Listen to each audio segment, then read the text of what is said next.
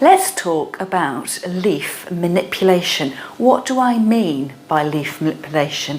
Well, it's a floristry technique whereby you change the natural appearance of your leaves to create a more visually intriguing effect. For instance, take the snake-like Phormium tenax. It's a lovely, pliable material. And with a bit of weaving, you could turn it into this. It's a beautifully woven Phormium tenax rose. If that scares you too much though, my advice is to keep it simple. And how about working first of all with some aspidistra leaves, which you can order from your florist. I just love using aspidistra in my designs. You could use the leaves as they naturally occur, or with a little bit of imagination, you could rip the leaves, use a stapler and a floristry wire to create something a little bit more intriguing. How about these? That's taken the plain old aspidistra leaf and just changed the natural form of it to make something much more visually appealing. We've got the hair rollers, the wrinkly waves, and then folded and pierced leaves. If you're new to leaf manipulation, I think an aspidistra is a really great place to start. And all leaf manipulation means is changing the shape, the appearance, the form of your plant material and doing something different with it. So here we've got a flat, oval shaped leaf with a bit of a point. It's just got a gentle arching quality to it, and we can add a little bit of extra dimension to it by taping a floristry stub wire along the back vein of the stem. Here's the stub wire and the wide floristry tape, and sticking it in place on the underside of the leaf.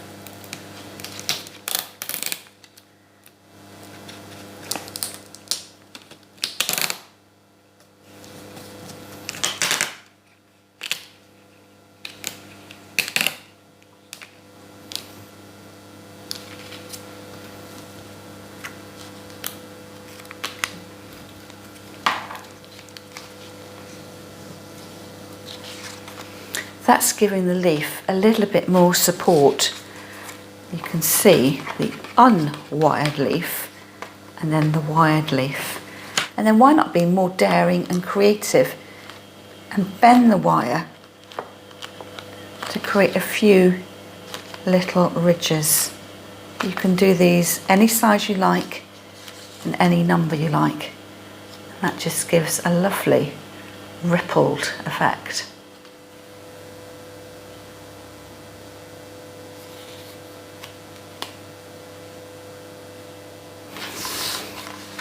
You could always roll your leaves too. And just being gentle, although the leaves are quite hard wearing, and you can let them spring apart. If you're a little bit rough with them, they may end up splitting. So I'm rolling that round and then taking my stapler, making 2 staple marks.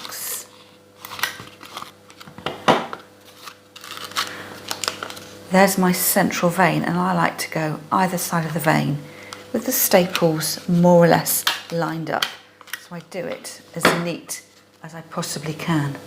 Give this sort of hair curler effect.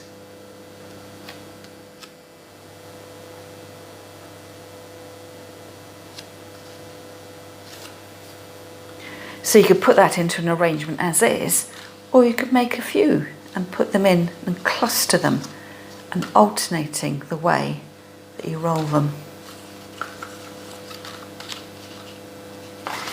Now the other thing you might like to do is to fold the leaves, and if you've ever been to a flower arranging demonstration, you've probably at some point seen your demonstrator do this. I'm going to recut my stem end, giving it a really sharp point, in order that if I bend the leaf over, I can curl that stem round and pierce it into the leaf, and that changes its shape. And then for a bit of added interest, I could pierce it again. Just taking care to make a hole, and if it doesn't pierce with the stem, split the leaf with your finger, just so the hole is kept as small as possible. And that adds another lovely decorative detail. Just compare it to the leaf as it originally was.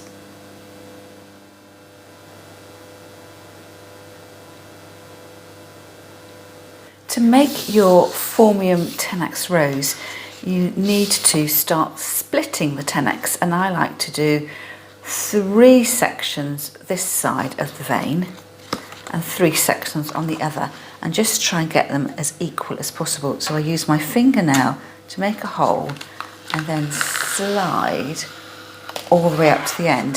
You can come this way a little bit, but I wouldn't go all the way down to the bottom, number one, because you need to keep a stem, but also if your Phormium leaf is more folded at the bottom, you only want to do the weaving on the flatter part of the leaf.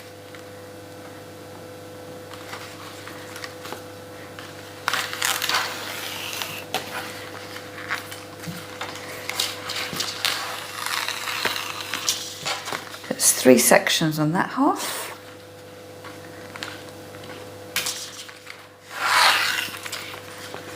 And 3 sections on the other.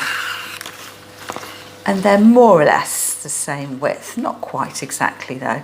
And as you get to the other ends, of course, the leaf tapers and they get really slim at the end. But when you do your weaving, you probably stop at this point when they're all still reasonably wide. When I weave, I like to have the materials displaying out in front of me. And what I'm going to do is to take my first piece, which for me is on the right hand side, and I need to get that to weave horizontally across the other pieces. So I have to bend it. So I'm bending it across, and it's the underside of the leaf which is visible here. And I'm going to go under, over, but instead of weaving from this end as you would if you were using yarn, I'm going to lift these long pieces up. So it's already gone over the first piece. I go under, over, oops, under, over, under, over, under, over. And that is the first line of weaving. And as you work, I'm always going from this side once across there, this side once across. It's a one-directional weave. It's not like conventional weaving where you would go this way and then reverse back. So you only want to go one way. So here I wove across 5 pieces. 1, 2, 3, 4, 5. The next one, take the outside edge, fold it again and weave across the remaining 4 pieces.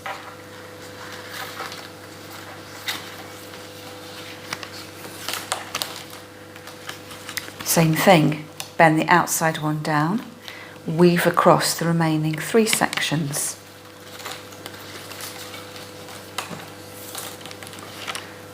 Same thing again, take the outer edge down and then weave across the remaining 2 sections.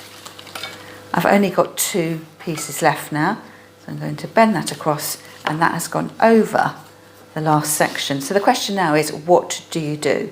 Well, we need to rotate the whole weaving. So I'm going to rotate it round here. So again, I've got the fronds I'm going to weave through, facing away from me, and I've got a single piece out on the side that I'm going to do my weaving with. So bend that over to get started and then continue to weave. So that piece there went through 1, 2, 3, 4, 5 pieces. So I start again, bend the first one across, and that weaves through 4 pieces. So all the time you're weaving over fewer strands until you end up with no strands left to weave, and at that point you have to turn your work.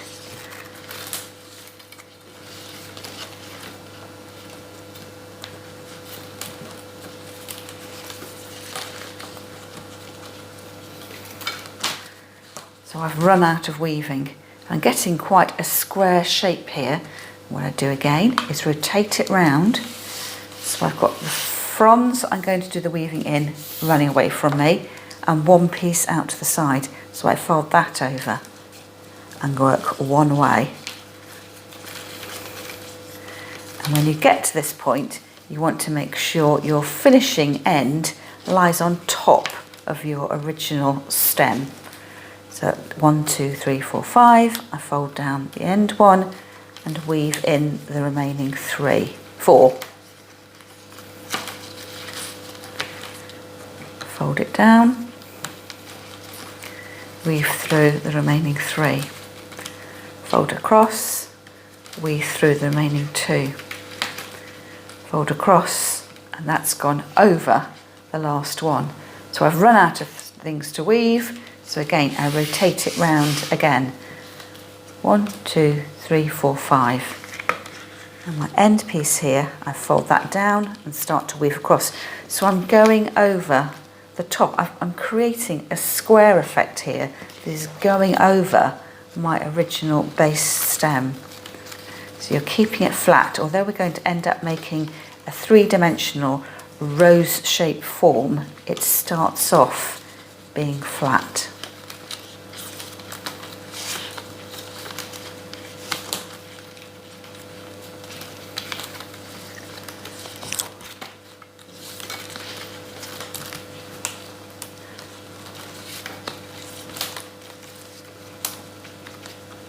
One piece left here for my weaving, and all my fronds are that side, so rotate it round again so they face away from me. Bend to start weaving, over the top, under, over. And it just goes one way all the time. I'm working from this side and weaving it through to that side. So I've got 1, 2, 3, 4, 5 left. Bend to start again. Go over, under, over, under. 4 left. Bend, weave through the remaining 3. Bend the outer one, weave the remaining 2.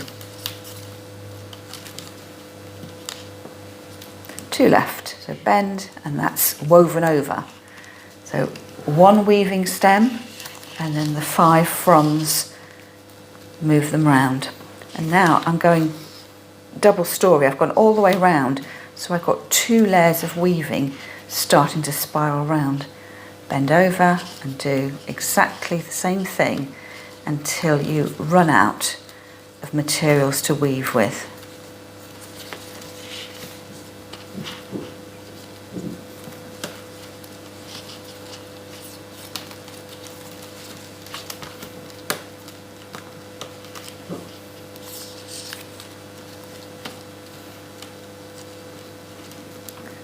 Went wrong there. Over, under, over. Oops. I'm going to have to undo that a little bit. Something's gone awry. So back to where I can see the weaving's correct. Bend, and then over, under, over, under. That's right. Bend down, over, under, over. Bend across, and under, and bend across. 1 strand here, 5 strands here, rotate again, and this will be probably my last round of weaving. So bend across and continue weaving.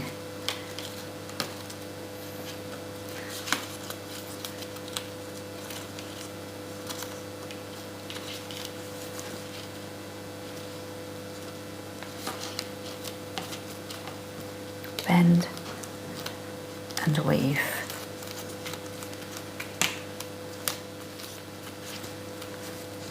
Bend and weave. Bend and weave, and bend again.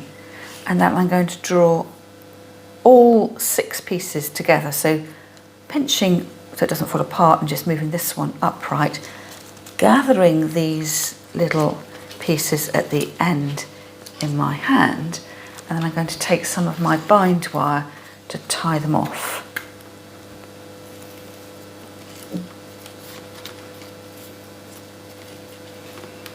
Nice and securely. And what I end up with is a very square shaped form, but it's got 2 levels to it. If I stretch it out, you'll see that it's got quite a spiral shape to it, and there's a little bit of movement. So to make my rose form, you've got to remember that your aim is to have these little fronds here eventually lying down with your stem and hidden in your stem.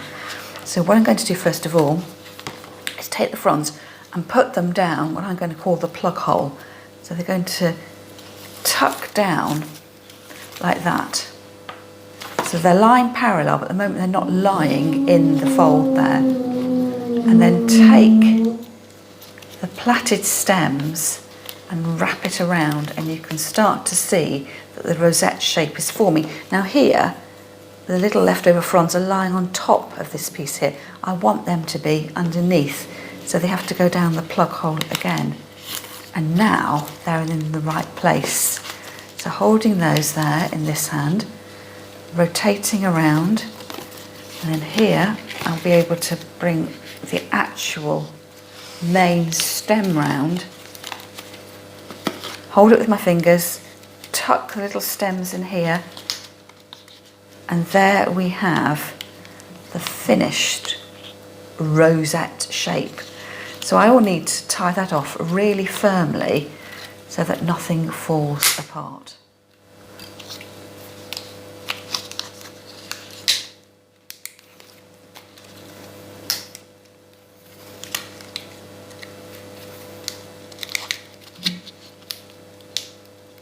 So that's ready to put into a flower arrangement, and over time it'll dry out and go to a sort of parchment straw-like colour.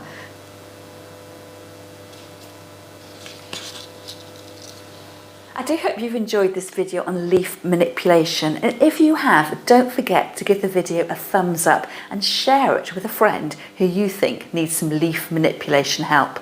And if you're on Facebook, don't forget to check out my free Facebook group, Flower Start World. I'll leave a link to it in the notes underneath the video. That's all from me for now, and I'll see you again next time.